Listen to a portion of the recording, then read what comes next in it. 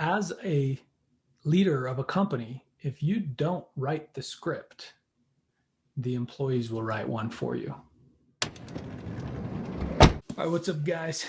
Just some random thoughts that I was thinking today. I'm reading the book Good to Great. I'm reading Principles by Ray Dalio. And also one thing that kind of came to mind was,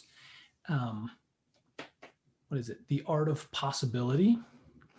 So those three books come together in a strange way, but Principles are Ray Dalio, right? Ray Dalio is the founder of Bridgewater something, and they're like the largest hedge fund manager in the country. They have like billions of dollars under management, and their company culture is really intriguing.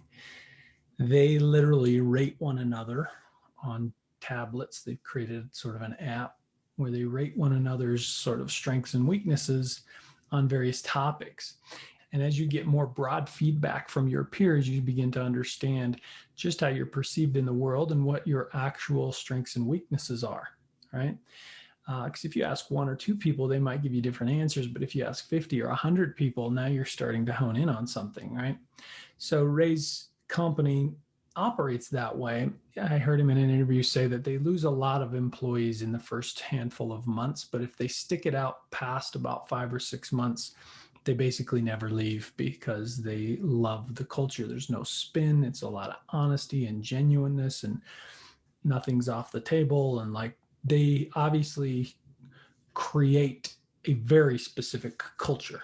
Now, all the leaders in these great companies in the book Good to Great had what they call a level 5 leader, and they outline that in the book. What is a level 5 leader?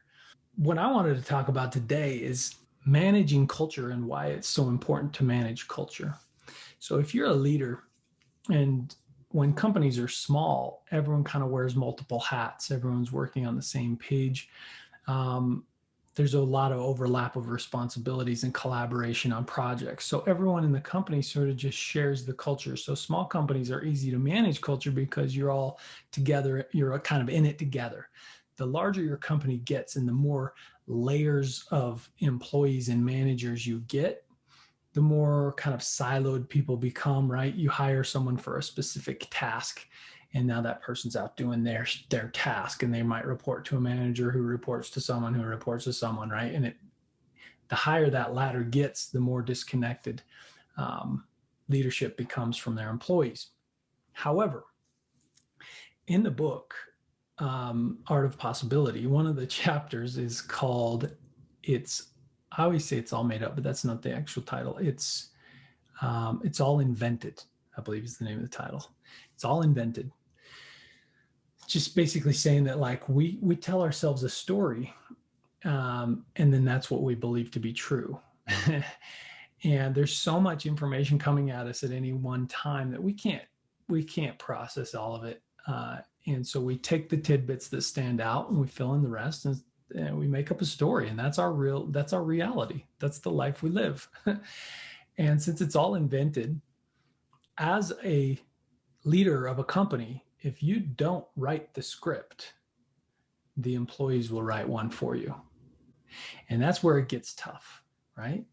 If you're not telling the right story, if you're not sharing a vision that they can attach themselves to and take as their own and pursue, if you're not empowering them to take this journey with you, instead you're sort of just leaving them in their little cubicle to fill in the blank, they definitely will fill in the blank, and it will probably be negative, because guess what?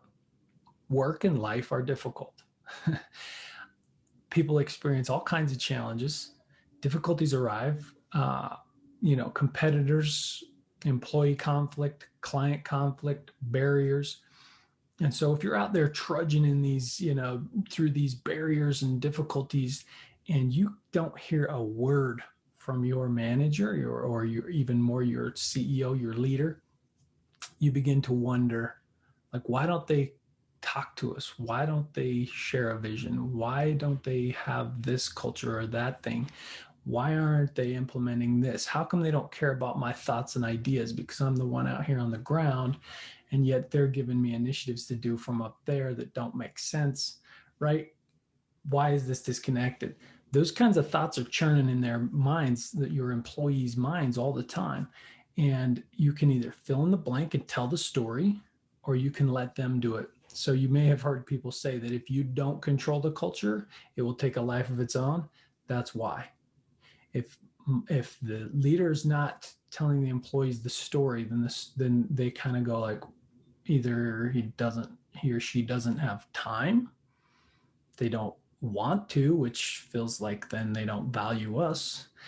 They don't have the ability to, which is that their intelligence level or understanding level, or is it that they're too busy? If they're too busy, they need to hire someone to do those jobs and get their head up and out so that they can drive the train, see where we're going, right? There's all these stories.